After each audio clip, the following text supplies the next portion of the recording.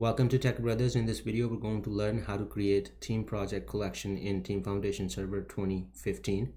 When you first install Team Foundation Server, by default, there is one team project collection gets created called default collection, but you can create multiple team project collections in Team Foundation Server.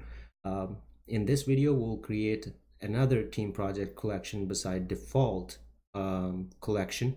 So in order to do that, you have to be admin on Team Foundation Server, and also you need to be able to remote into the server where Team Foundation Server is installed. In my case, right here, I have a server called TFS, Tech Brothers TFS, and I will open up the Team Foundation Server Management Console.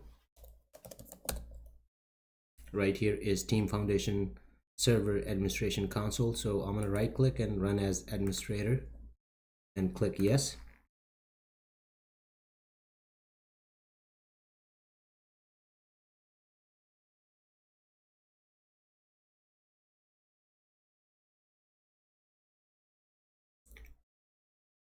All right, under application tier, you can click on team project collections. As I said that when I installed Team Foundation Server, the default collection was the one collection that gets created during the installation. But however, my need is that I'm going to create another team project collection. So in order to do that, let me make it a little bigger. You need to click on create collection. Attach collection is beyond the scope of this video, but it is if you already have a backup of a collection and you want to just attach it. Let's go ahead and click on create collection. It's asking us to name the collection. For this demo purposes, I'm just going to say TBS collection, Tech Brothers collection. And this description is just the demo, but you do want to give a meaningful description when you create your team project collection. Again, only the TFS admin can do that for you. So click next. This is the data tier. This is the SQL Server that when this Team Foundation Server was installed, this is the SQL Server that I used, and where the default collection database gets created. This is the SQL Server. You can actually change this and type something else wherever you wanted to use, whichever SQL Server instance you wanted to use. I click previous.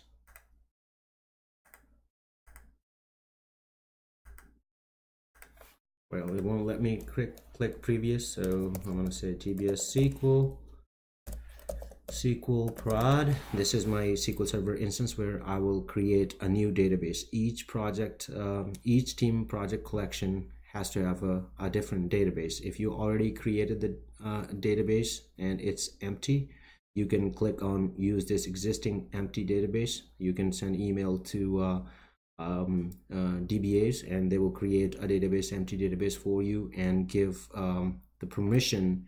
The permission needs to be the TFS service account. So if service account has the permission to DBO permission to put the contents in that empty database, you can choose this option, use this existing empty database and give the database name.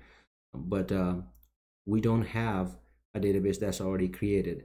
This service account that Team Foundation is running under, it has permission to create the database on SQL Server instance. So I'm going to click on create a new database for this collection. So click next. And since I have the SharePoint configuration, web application configuration done, it's asking us that whether we want to create a separate SharePoint site for this collection. You can do this later.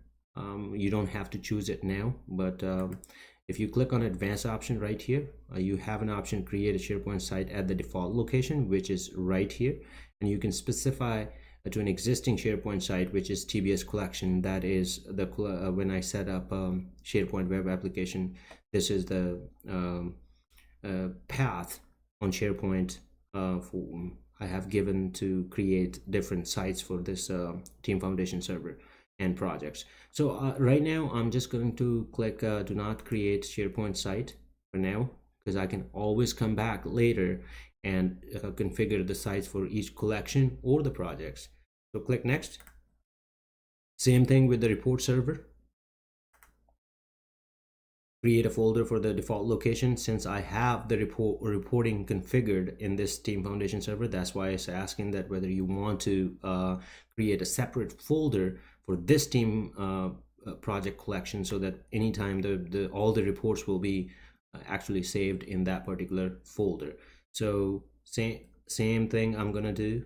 Click do not create a report folder, because you can come back and create the report folder if you want to for this collection later on. Click next. And lab management, since I didn't configure Team Foundation server lab management right here, lab management, I have not configured it, but if you wanted to use this feature, this lab can be used to develop and test your applications, but you have to have it configured in order to use it. Since I don't have configured, that's why it's not giving me all those options. However, in the wizard, it'll tell you that if you wanted to use that. I'm going to click next. Review your selection. If they look all correct, you do want it to verify, because it'll test the permissions as well as the SQL instance name right here. So I'm going to click on verify. It right here, data tier configuration, past SharePoint site, since we did not select that, so it's kind of ignored it. So click create, and now it is creating a team project collection beside your default collection. It's going to take some time. I'm going to pause the video. As soon as the team project collection is created, I'll be back.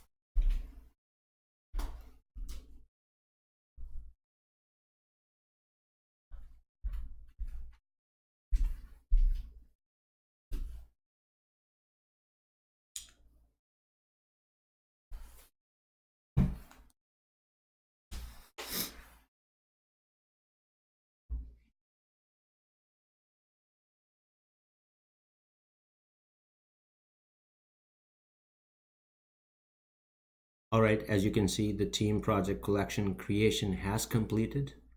Let's go and take a look. Everything is green. Everything looks good. Click next.